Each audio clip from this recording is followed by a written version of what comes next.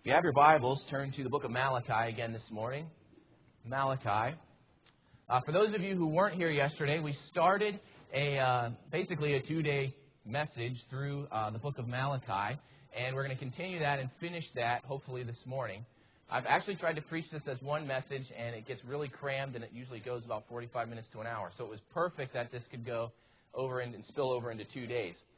We began yesterday by looking at the theme of this, an apathetic people before God. And we talked about the idea that Israel, again, is at a time in their history where they've returned from exile. They're back in the Promised Land. There was a great excitement about that initially. The temple was rebuilt. All of those things take place. And they are awaiting God's promises, yet a few decades have gone by, and they have not seen the fruit of that. If anything, the Messiah has not come.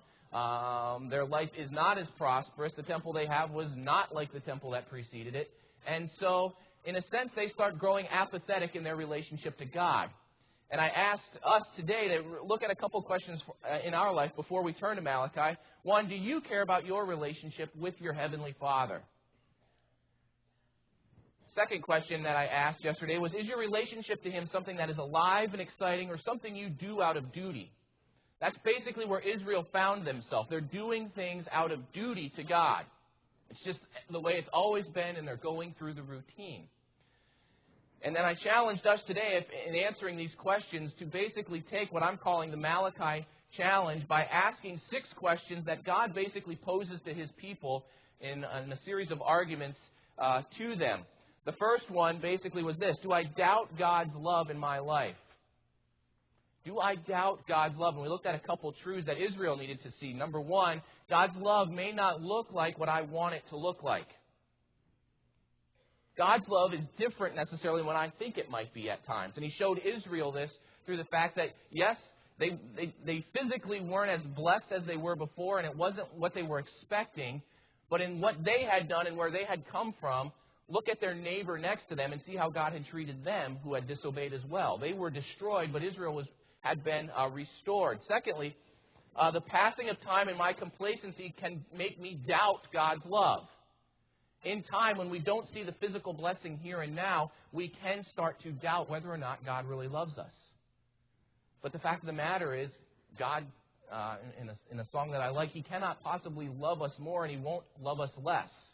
What a truth that is. He can't love us more. And the people of Israel needed to realize that it wasn't what they thought it would be, but God's love was still present with them. The second question, do I participate in second-rate worship? And we noticed 4 indicators of second-rate worship from Malachi 1 and the first part of chapter 2. Offering leftovers. Do I give God the leftovers, bring Him the sacrifice that's blemished like the people do? Secondly, do I view worship as tedious and boring? Is it something that I do, like the people of Israel were complaining, it's such a wearisome thing to constantly be participating in this worship to their God? Is it boring? Is it tedious? Do I do it out of obligation? Is it something I do because it's my duty, or am I doing it out of a genuine relationship with God? And fourth indicator of second-rate worship, am I doing it how I see fit rather than by God's standard? We closed here yesterday. In starting today, I want to look at, first of all, number 3, do I take marriage seriously? Do I view marriage seriously? Now, I know this is not going to quite have the same ring for you that it does for married people. Most of you in here are not married. But at the same time, I think there's principles that a college student should look at in their life, in their future life, in the mate that they're seeking, and see some truths that Malachi presents here that God gives. Notice verse 10 of chapter 2. Have we not all one Father? Hath not one God created us? Why do we deal treacherously every man against his brother by profaning the covenant of our fathers? God accuses them of profaning the covenant that Israel has made with Himself, saying you're not keeping the covenant. And Israel has to ask, how are we not remaining loyal to the covenant? Notice verse 11. Judah hath dealt treacherously, and abomination is committed in Israel and in Jerusalem. For Judah hath profaned the holiness of the Lord which he loved. How? And he hath married the daughter of a strange god. What God is condemning Israel for in their loyalty to their covenant is the fact that they have decided to start marrying women who were not Israelites. Mixed marriage. The complaint here is God has two important marriage issues that he discusses. The first one is marrying unbelievers. Israel started participating in this. And there was a number of reasons why. They had moved back to the land, and while they were gone, the land had basically been taken over by people who were more of a mixed breed. Gentiles as well had come into the land and had basically lived in the land for the time. And it wasn't uncommon for those nations to actually supplant people from other nations into the land to kind of stay there and mix up the land and keep it under control. When Judah gets back from their exile, they move back into a territory now where there are themselves as Jews and also Gentiles living there. Pagans. People who were not God's children. And it became very easy for the people at this time because the Gentiles that were living in the land were basically many of the landowners. They had lived there. They had prospered there during the time of the exile. It was much easier for many of the Jews to marry or intermarry with people who had money, who had property, who were already in the land, rather than their own ancestors who had come back and were in a much poorer state. And that seems to be what was going on here, that taking the easy road and marrying into an intermarriage where they would get bigger dowries, where it would be more financially stable for them, was the easy way to go. And God says, it might be easier in the physical present here and now, but from my vantage point, you are breaking your covenant that I made with you. He takes a very serious approach to this marrying of unbelievers. Why? Well, the reason is that such marriage shows disregard for true faith in God, true loyalty to His covenant. How do we apply this to us today? Basically this: God does not want His people marrying unbelievers. We get this truth from the book of Malachi. We'll see this truth again in the New Testament. Be not, the famous one that's always quoted to us, be not unequally yoked or brought together with somebody who is not of the faith. Why is that so important? Because what it does and what it was doing in this nation was it was eroding the faith of the people, of God's people. For us today, when Christians marry an unbeliever, it's very easy to start destroying their faith, to take away from their commitment to Jesus Christ.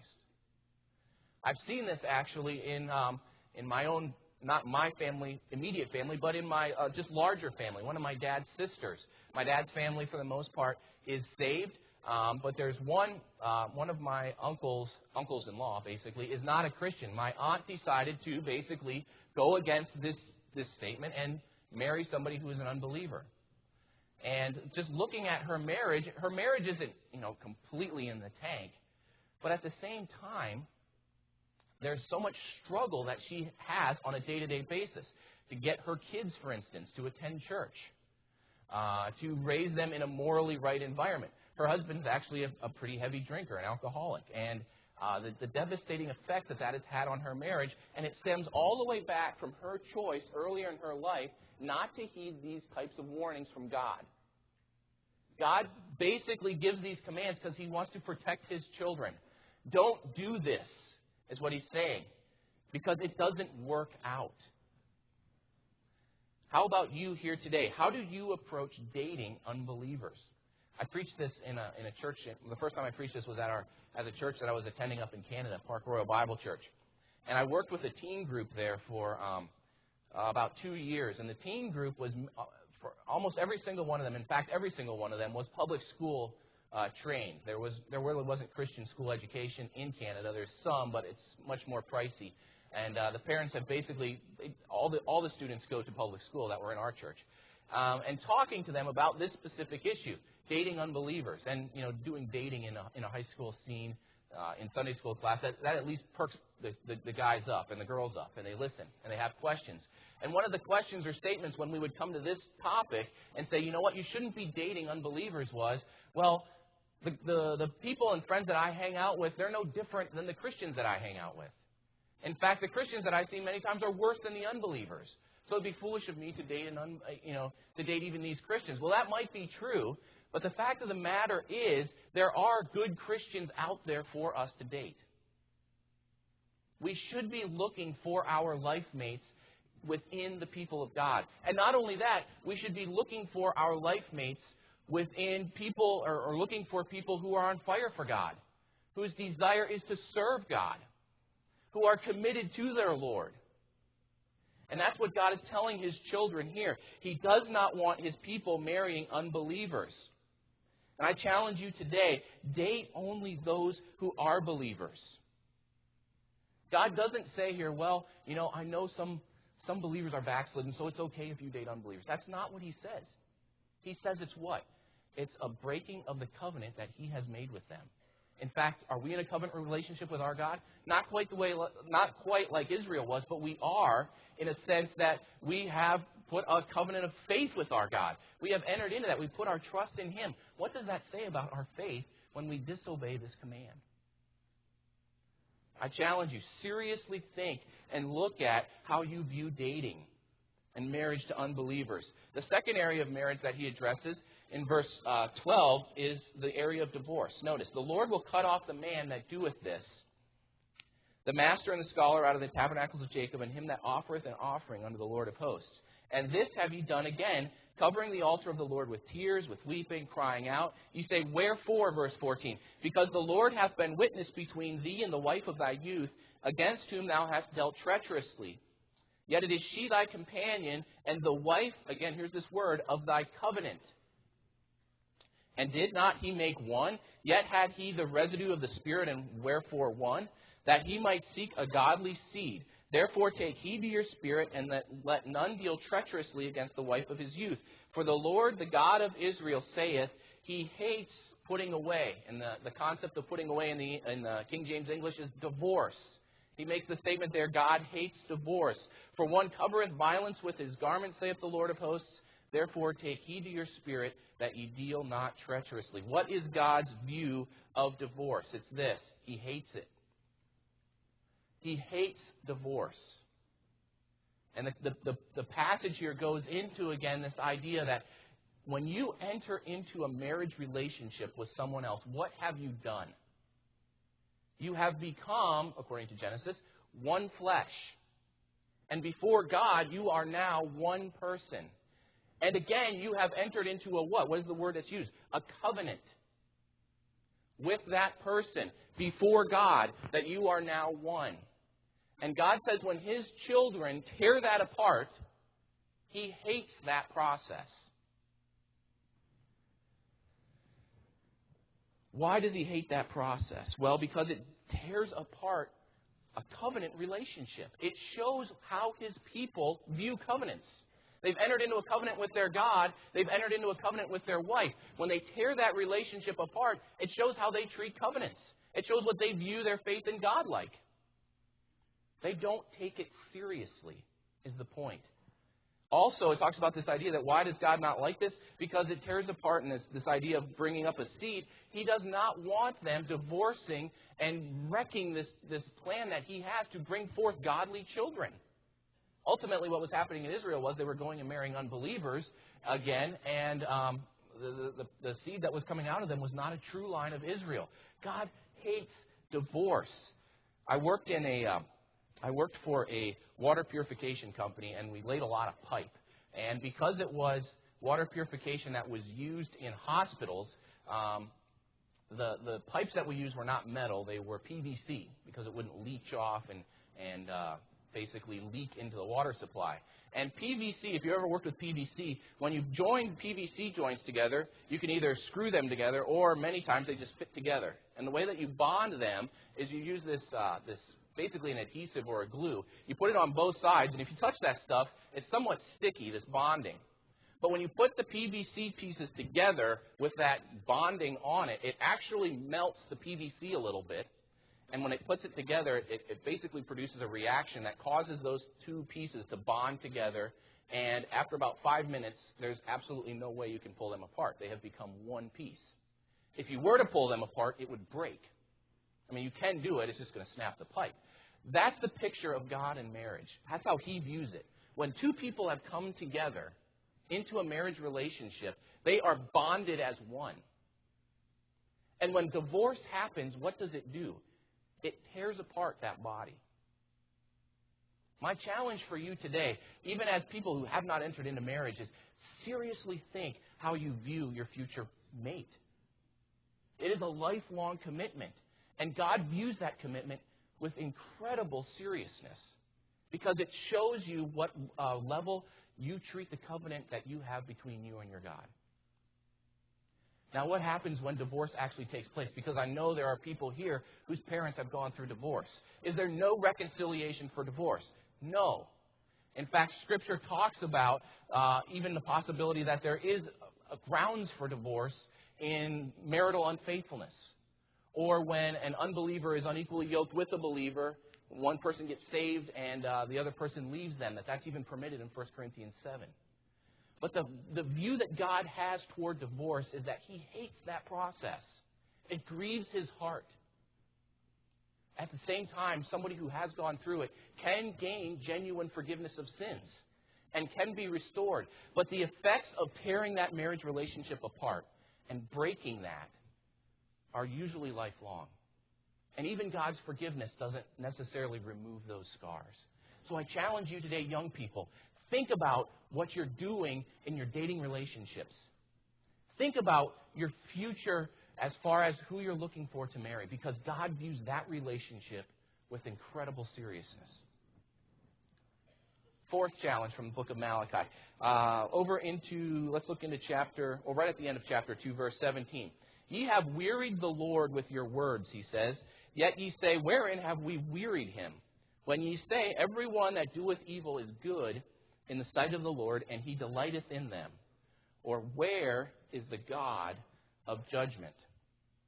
We'll just basically skim through the rest of this in a minute. The question that God is bringing to them at this point is, do I live like I believe in God? Now, this one doesn't quite jump right off the surface of the text.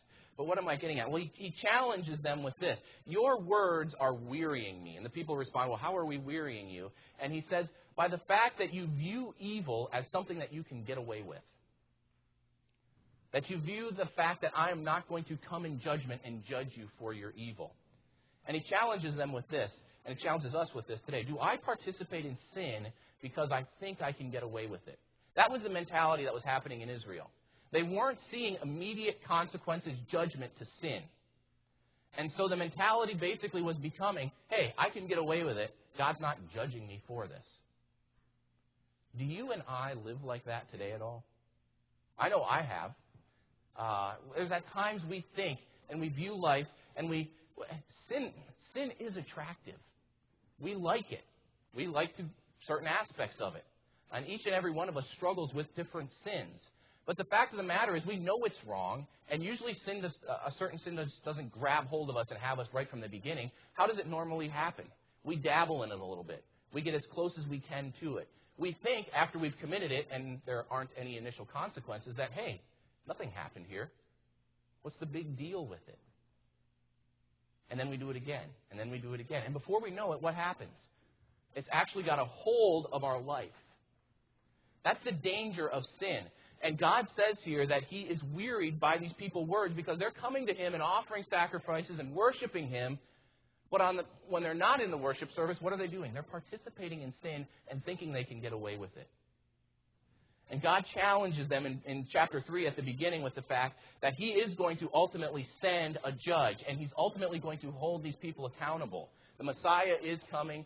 Judgment will come. Notice verse 5. And I will come near to you to judgment, and I will be a swift witness against the sorcerers, adulterers, false swearers, those that oppress their servants, the widow, the fatherless, and that turn aside the stranger from his right, and fear not me, saith the Lord of hosts. For I am the Lord, I change not. Therefore ye sons of Jacob are not consumed. His point is this: I have not come in judgment yet, but don't think I won't. Ultimately, sin will be judged. And whether or not believers today think we can get away with it, or we don't see the immediate consequences of it, all we have to do is read the stories of the Old Testament. Do people get away with their sin? No. Yes, the timing of judgment might be delayed, but ultimately God will bring judgment. Fifth question that I want to challenge you with from Malachi, and we are starting to move through these a little quicker because I want to get done with this. Now, number 5, do I give back financially to God? Notice verse 6 of or verse 7 of chapter 3. Even from the days of your fathers you are gone away from mine ordinances, and have not kept them. Return unto me, and I will return unto you, saith the Lord of hosts. But ye say, wherein shall we return? He's saying, from day one you've been keeping from me. And they say, well, how are we going to give this back to you, God? What are you talking about? And God responds, will a man rob God? Yet ye have robbed me. But ye say, wherein have we robbed thee? And God responds, in tithes and offerings. Ye are cursed with a curse, for ye have robbed me, even this whole nation. God comes to them and challenges them with the fact that, guess what? You as a people have robbed me as your God. And they say, how so? Because you have not brought your tithes and offerings. The challenge for us today is, are we doing the exact same thing? Do we rob God? I want to look, first of all, at some reasons why we don't give financially back to God. Number one, selfishness. It's my money. And we have this view at times. I earned it. It's mine. Why should I give it away? I have 2 young daughters. I've told you this before, and if you've been in my classes, I've used them as illustrations. And one of them might actually be in the back. I don't know if she came. Oh, she didn't. Tia got rid of her. Okay, she's not here, so that's why we haven't had any interruptions yet. And my 2 daughters, I view as incredibly spoiled. They have an entire playroom all to themselves, and it's full of toys, and we can't keep that room neat to save our life. And we've struggled with a number of ways to try to rearrange that room, but it still doesn't matter. There's so many toys in there. My view of this is we should start selling toys or giving toys away or doing something. You know, we've got to get rid of some of this stuff just to clean up the clutter. But that would be, I don't know, Tia doesn't want to do that. She wants there's the kids' toys. They should keep them, and they still are going to play with them, all of this stuff. But what's funny is when we buy toys for the girls, we expect them to share with one another. In fact, usually when we buy a toy, yes, it's for one specific person, one of them, but at the same time it's viewed as it's for both of you. Now, there are certain toys, though, that we might buy specifically for Hallie, and it is Hallie's toy, or Emily, and it is Emily's toy. What is funny is Hallie views her toys as her own, and Emily's toys as her own. And Emily will usually give back, but Hallie will not reciprocate. And usually what ends up happening is when one of these instances occurs where Hallie wants one of Emily's toys, there's a fight. And you will hear from the back, that's mine. No, that's mine. And then it gets really loud, and screaming starts occurring. And we've also noted that hitting starts occurring, which is a very bad thing. But the point is that they argue over what is theirs and what isn't theirs. And the funny thing is as a parent, as you're listening to this, you want to walk in there and go, guess what? It's neither of yours. Did either one of you actually buy this toy? No. Who owns the toy? Daddy and Mommy. So in essence, neither one of you owns this. And it's neither one of your toys. We have given you the privilege to play with the toy that we bought you. I'll try to tell that to Hallie, and it probably wouldn't work. But the fact of the matter is, when we look at our relationship with God, it's not that much different. We do the same stupid thing with God. Is the money that God gives us our money? No. In fact, anything that God gives us is what? A stewardship. He's given it to us to use for His service. And so when we have this mentality of, hey, this is my money, I don't have to give this back. Why would I want to give that up? It's not your money. God has allowed you to have it. It's a lousy excuse. Another lousy excuse is a lack of trust.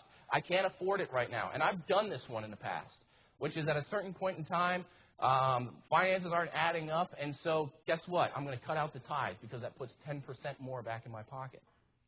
It's very easy for college students to do this. You only earn a little bit of money, and you need every dime of it. I get that. But again, at the same time, this shows an incredible lack of trust in God. And we've heard testimony of that. In the Argentina trip, the students were sharing those testimonies of, I didn't think this was going to happen, and I put this out, and God miraculously gave back. Guess what? He does own the cattle on 1,000 hills. He does own it all. Your lack of trust might be what's causing Him to actually hold back blessings from you. We're going to look at that in a minute. Number 3 reason that a lot of times we don't give is laziness. I just forgot. Sunday comes, I forgot to put it in this week, and then you forget to put it in another week. Again, a lousy excuse, but all reasons that we give for not giving back to God. The reality of the situation, according to verse 10 through 12, though, is that God says we are preventing Him from truly blessing him. Notice verse 10. Bring ye the tithes into the storehouse, that there may be meat in mine house, and prove now herewith, saith the Lord of hosts, if I will not open you the windows of heaven, and pour you out a blessing, that there shall not be room enough to receive it. And I will rebuke the devourer for your sakes, and he that destroy the fruits. And verse 12, and all nations shall call you blessed, and you shall be delightsome land, saith the Lord of hosts. Your words have been stout against me, saith the Lord. Yet ye say, what have we spoken? We have spoken in vain. That's the next section. We'll get to that in a minute. The point of this is that, if that's your car, you can slide out. We won't make fun of you. Oh, there it goes. Very good. The point of this is that when we do financially steal from God, Israel needed to learn that they were actually putting themselves under God's curse. They were not getting back from God. They were withholding blessing from themselves. When you and I don't give of our tithe and offering, when we don't put that trust in God to meet our needs and give back to Him what is due Him, we might actually be withholding blessings from ourselves. Now, this is not a promise that if I give, then God is going to physically make me rich. And some people have interpreted this way. That's not what this is saying. But what it is saying is that God will make sure He meets your needs. You will never need anything if you're participating in this. God will make sure He meets those things. He will be there for you. He will open up His blessings into your life. Do I give financially back to God? Sixth, and final point here, do I allow society to hinder my service? I started reading it, verse 13. Your words have been stout against me, saith the Lord. Yet ye say, what have we spoken so much against thee? Ye have said, it is vain to serve God, and what profit is it that we have kept His ordinance, and that we have walked mournfully before the Lord of hosts? And now we call the proud happy. Yea, they that work wickedness are set up. Yea, they that tempt God are even delivered.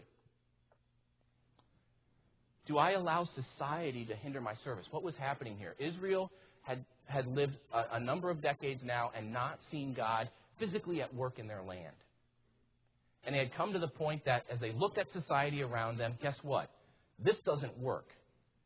Those people who don't even live for God are actually prospering. And so maybe we should give up on this and go after that lifestyle instead. And this is a temptation that we all have to deal with at some point in our lives. Is service to God paramount in our life, or are we letting what society and the physical here and now dictate what we do with our lives and what we do with our service? Notice society's view of how to live in relationship to God.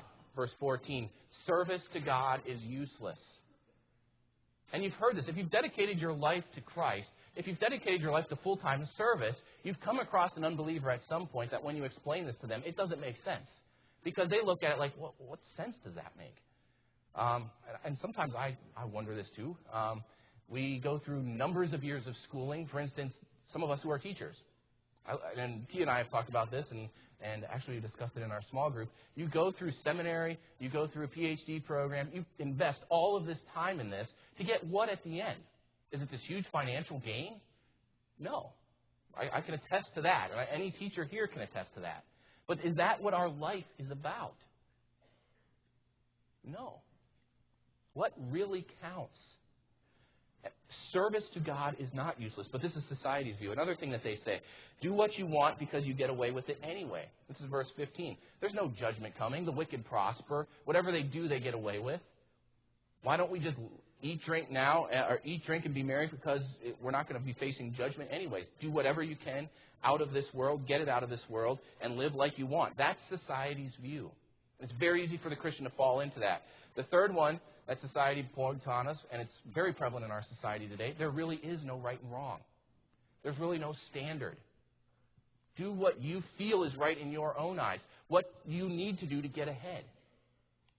All of these are society's view of life in general. And it's very easy for the people of God to fall into the trap of buying into this logic. In fact, I was talking to one of the parents of the teens back at the church I used to work at, and we were talking about his son who was going off into college. I think he graduates this year.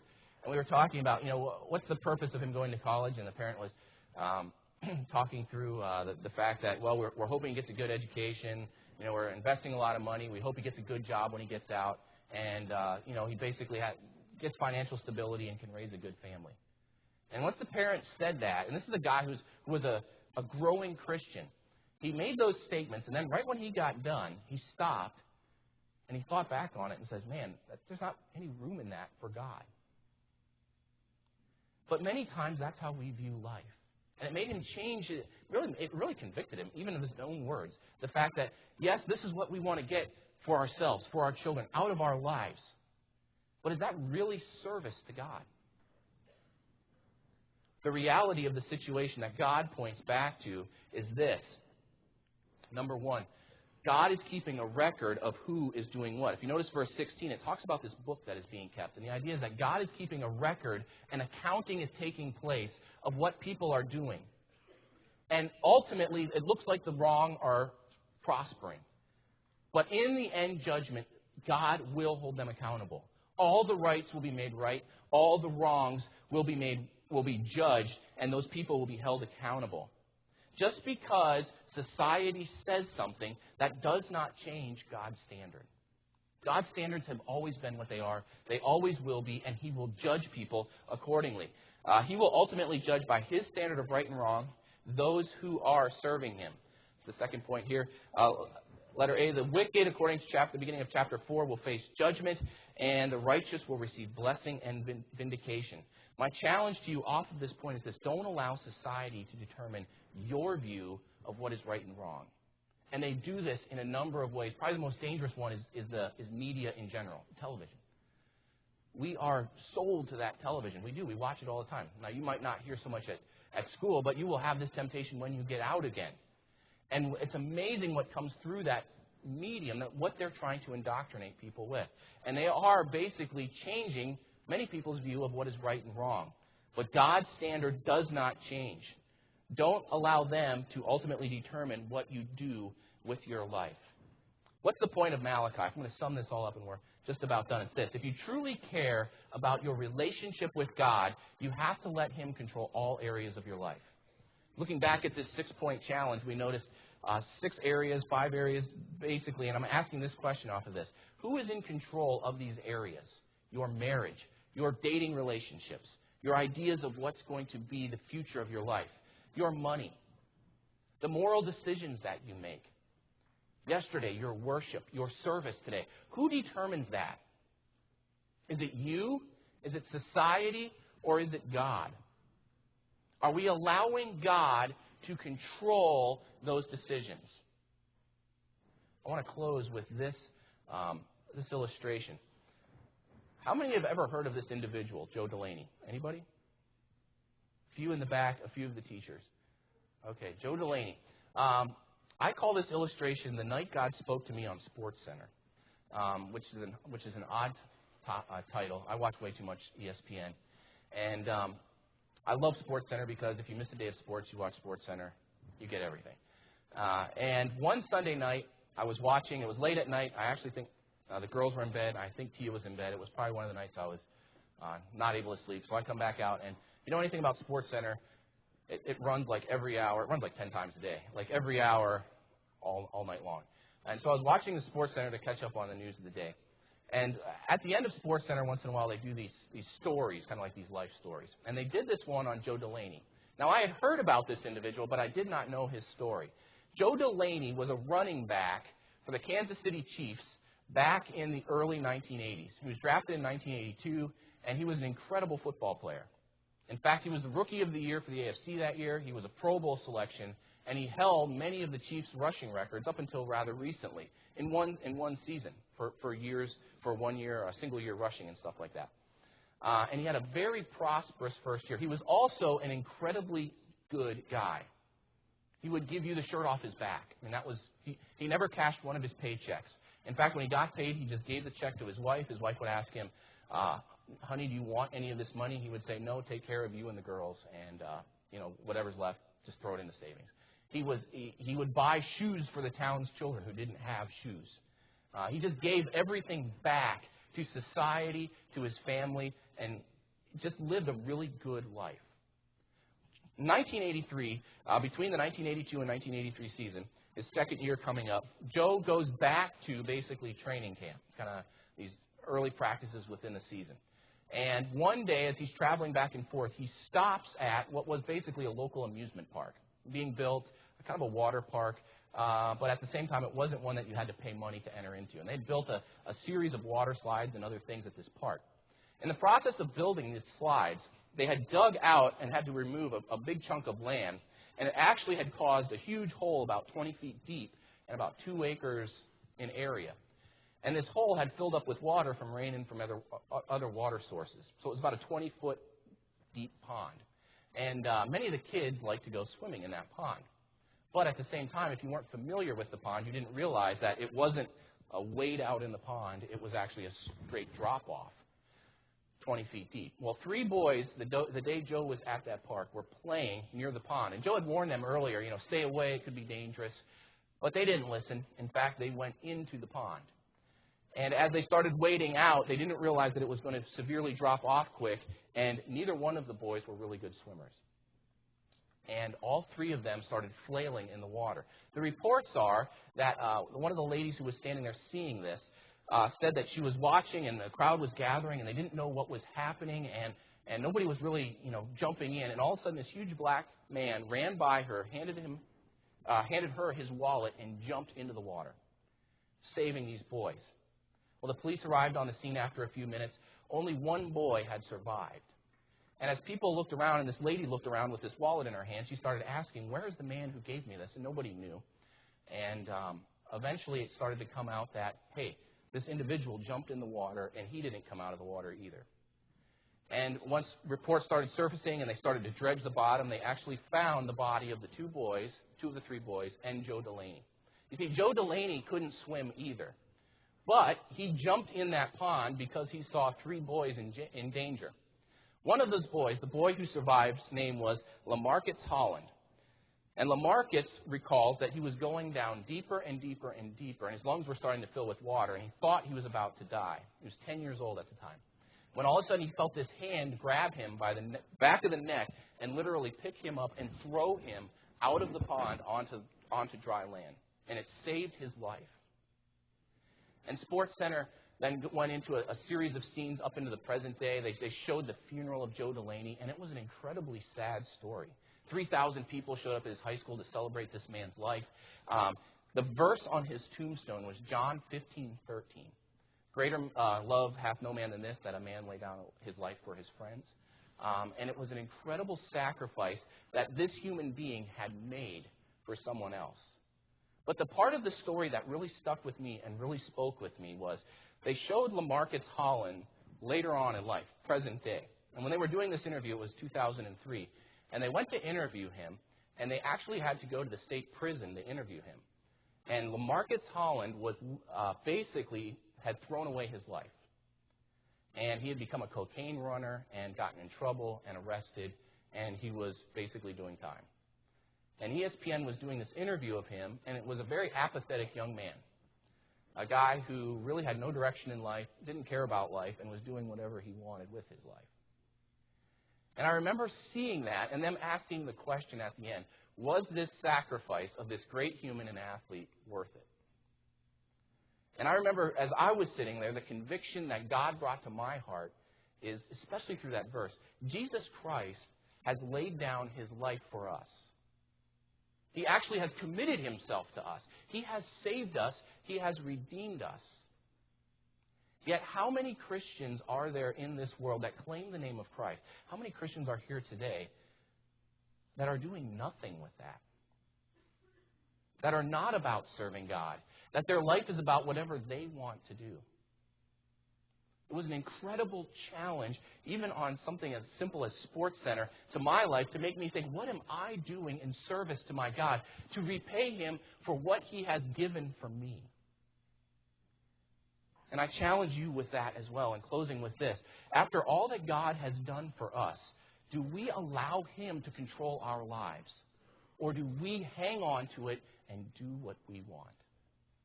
Let's close with a word of prayer. Dear Heavenly Father, we thank you for this challenge from the book of Malachi. And the challenge, Lord, of a God who looks down at his people and he sees his people and he's bothered and discouraged and frustrated with the way his people are living for him, God. A people who are not serving him, who are doing worship just out of rote memory, who are not giving back to him, Lord, who are living their lives and their relationships how they want to live them and making choices, Lord, that are dictated by society. I pray, God, that as we look at our own lives, we will see the seriousness of what you have done for us in rescuing us. And how, God, you want to control every aspect of our life. And if we let you do that, you will restore and reward blessings on us. And we will reap the benefits of that. I pray, God, as we go now today, that we will think on these things, that we'll remember this, and that your sacrifice for us, the commitment that you have made to us, we won't let that go to waste. In Jesus' name, amen.